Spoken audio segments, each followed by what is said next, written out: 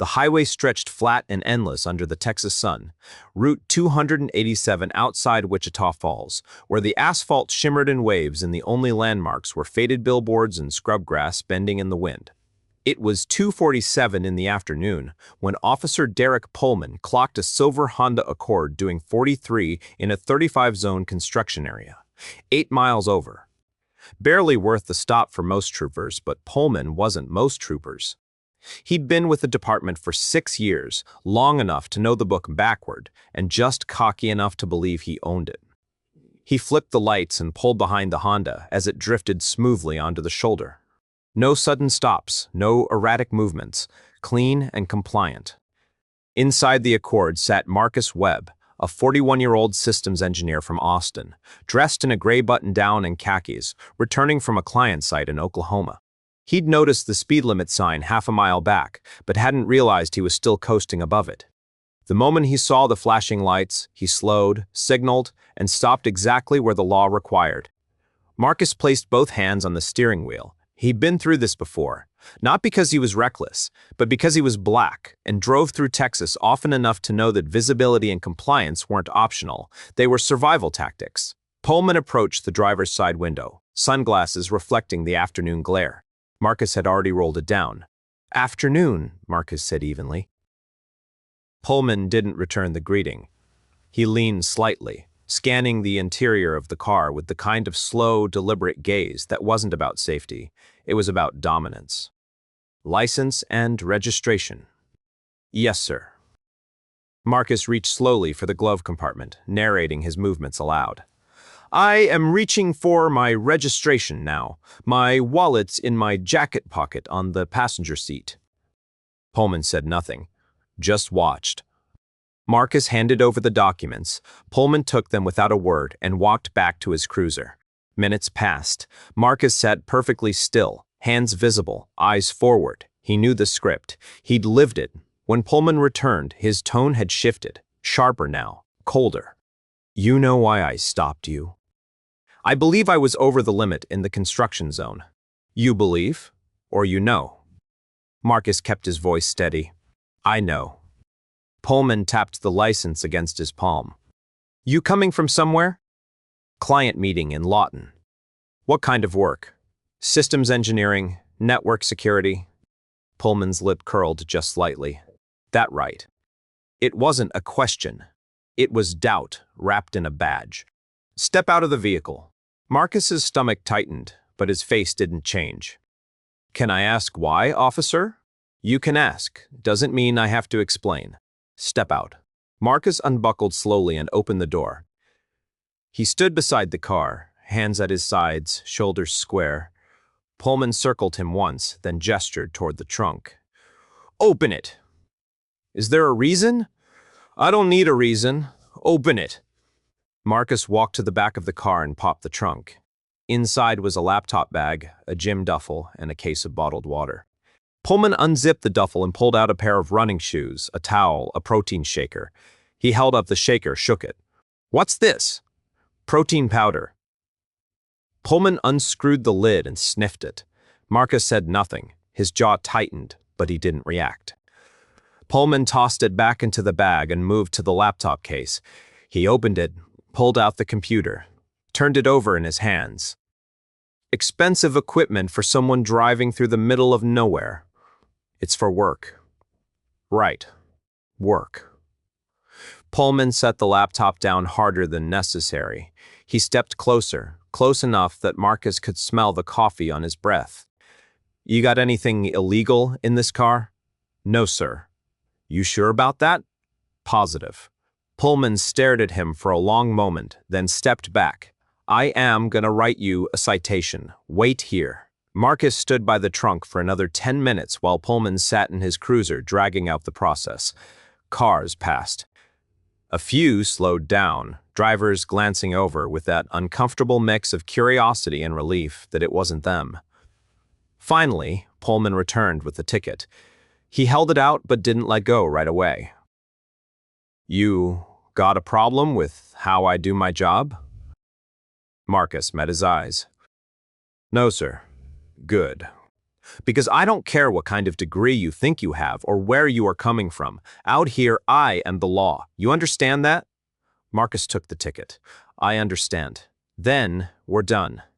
Pullman walked back to his cruiser and sat there, watching as Marcus got back into his car. Marcus placed the ticket on the passenger seat, started the engine, and pulled carefully back onto the highway. His hands were steady, but his heart was pounding. He didn't speed the rest of the way home. That night, Marcus sat at his kitchen table with his wife, Elena. She'd already heard the edge in his voice over the phone earlier, and now, seeing him stare at the citation under the dim light, she knew it was worse than he'd let on. He searched the car for no reason, Marcus said quietly. Opened everything. Questioned what I do for a living like I was lying. Elena reached across the table and placed her hand over his. Did he say why he stopped you? 8 over in a construction zone. Fair enough. But everything after that wasn't about the ticket. It was about reminding me I don't belong. She exhaled slowly. You going to fight it? Marcus looked down at the citation. I am thinking about it. You know how these things go, Marcus. You file a complaint, nothing happens. They close ranks. Maybe. But if I don't say something, he does it to the next person, and the one after that. Elena squeezed his hand. Then say something. 2 days later, Marcus walked into the Wichita Falls Police Department and filed a formal complaint. The desk officer took his statement with the enthusiasm of someone processing junk mail, but Marcus was thorough. He described the stop, the unnecessary search, the tone, the implication. He didn't exaggerate, didn't need to. The facts were enough.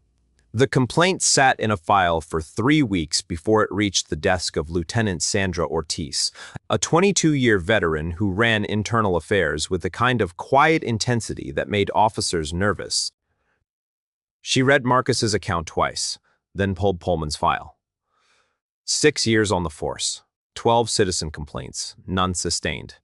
Patterns of escalation, searches without cause, aggressive language. Every time the department had cleared him, every time the complaint had gone nowhere. But Ortiz noticed something else. In the last 18 months, Pullman's stops had skewed heavily toward minority drivers. The data didn't lie, even if the reports tried to. She opened an investigation. Pullman found out a week later when Ortiz called him into her office. He walked in with the same swagger he carried on every traffic stop, leaning back in the chair like he owned the room. You wanted to see me? Ortiz didn't look up from the file. You remember a traffic stop on Route 287, October 14th, silver Honda Accord. Pullman shrugged. I make a lot of stops. Driver's name was Marcus Webb, systems engineer. You searched his vehicle. If I searched it, I had cause. What was the cause? Suspicion. Of what? Pullman shifted in his seat. I don't have to justify my instincts to you. Ortiz finally looked up. Actually, you do. That's exactly what you have to do. His jaw tightened. This about the complaint? This is about a pattern, and you are right in the middle of it. Pattern of what? Doing my job. Pattern of overreach, unlawful search, racial profiling. Pullman leaned forward. That's garbage. I treat everyone the same. Ortiz slid a printout across the desk. Then explain why 72% of your stops in the last year involved Black or Hispanic drivers, despite them making up 30% of traffic in your jurisdiction. Pullman glanced at the paper, but didn't pick it up. Numbers don't tell the whole story. They tell enough. He stood abruptly. You gonna suspend me over some guy with a hurt ego? Ortiz remained seated calm. Sit down, Officer Pullman. He didn't. This isn't over, he said, and walked out. But it was just beginning. Ortiz forwarded the case to the district attorney's office with a recommendation for civil rights review. The DA assigned it to a young prosecutor named Ava Sitwell, who had a reputation for taking cases no one else wanted and turning them into precedents. She reached out to Marcus within days. Mr. Webb, my name is Ava Sitwell. I am with the DA's office. I'd like to talk to you about your complaint. Marcus met her at a coffee shop near the courthouse. She was younger than he expected, mid-30s, with sharp eyes and a leather folder full of notes. "I've reviewed the report," she said, "and I want to be straight with you. Cases like this are hard to win. Officers have qualified immunity. Departments protect their own, but if you are willing to testify, I think we have a shot." Marcus nodded slowly. "What do you need from me?" "The truth. Exactly as it happened. No embellishment, no anger. Just facts." "I can do that." She smiled faintly. "Good. Because Derek Pullman's been getting away with this for years. It's time someone held him accountable." The hearing was set for the 18th of January. It wasn't a criminal trial, but a civil review conducted by the State Police Oversight Board with the power to recommend termination, suspension, or policy reform. Pullman showed up in full uniform, flanked by his union rep and a lawyer who looked like he billed by the breath. Marcus sat across the aisle in a navy suit, hands folded, expression unreadable. The board consisted of 3 members, a retired judge, a former police chief, and a civil rights attorney. They listened as Ava Sitwell laid out the case, clear and methodical. No theatrics, just evidence. She presented the dashcam footage from Pullman's cruiser. It showed the stop, the search, the delay. Then she played the audio. Pullman's voice, cold and dismissive. "I don't care what kind of degree you think you have." The room went quiet. Ava continued. "Officer Pullman conducted a search without probable cause. He detained Mr. Webb longer than necessary, and he did so with a tone and approach that violated departmental policy and Mr. Webb's civil rights." Pullman's lawyer stood. Officer Pullman acted within his discretion. Mr. Webb was cooperative, unharmed, and free to go. This is an attempt to criminalize standard police work. Ava didn't flinch. Standard police work doesn't involve searching a man's protein powder because you don't believe he's who he says he is. Pullman's lawyer sat down. Then Marcus was called to testify. He walked to the front of the room, took his seat, and looked directly at the board. "Tell us what happened," the retired judge said. Marcus spoke for 12 minutes. He didn't raise his voice, didn't editorialize. He just described what happened, step by step, moment by moment. When he finished, the room was silent. "Mr. Webb," the civil rights attorney said, "why did you file this complaint?" Marcus paused. "Because I've been pulled over before, and I'll probably be pulled over again. But I don't want the next person to feel what I felt that day. Like no matter what I did right, it wouldn't matter. That's not justice. That's just power." The board deliberated for 40 minutes. When they returned, the retired judge read the decision. "After reviewing the evidence, this board finds that Officer Derek Pullman violated departmental policy regarding unlawful search and seizure. We further find that his conduct reflects a pattern of discriminatory behavior inconsistent with his oath of service. Officer Pullman is hereby terminated, effective immediately." Pullman's face went red. He shot to his feet, but his lawyer pulled him back down. Marcus didn't smile, didn't celebrate. He just nodded once and left the room. Outside, Ava caught up with him.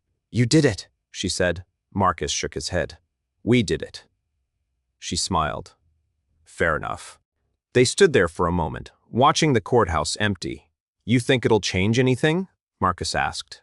"Maybe not everywhere," Ava said, "but it'll change something. And that's a start."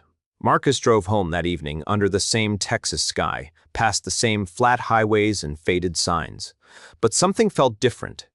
Not because the world had changed, but because he'd refused to let it stay the same. He pulled into his driveway, turned off the engine, and sat in the quiet for a moment. Elena opened the front door, waiting. He got out of the car and walked toward her. "How'd it go?" she asked. "He's gone," Marcus said. She wrapped her arms around him. Inside, Marcus sat down at the kitchen table and opened his laptop. He began typing an email to the ACLU, offering to speak at a workshop on traffic stop rights. He didn't know if it would help, but he knew silence wouldn't, because power unchecked doesn't correct itself. It has to be confronted calmly, clearly, and without fear. Not with anger, but with the kind of quiet courage that refuses to be invisible. Marcus Webb wasn't a hero. He was just a man who refused to accept that a badge meant immunity from accountability.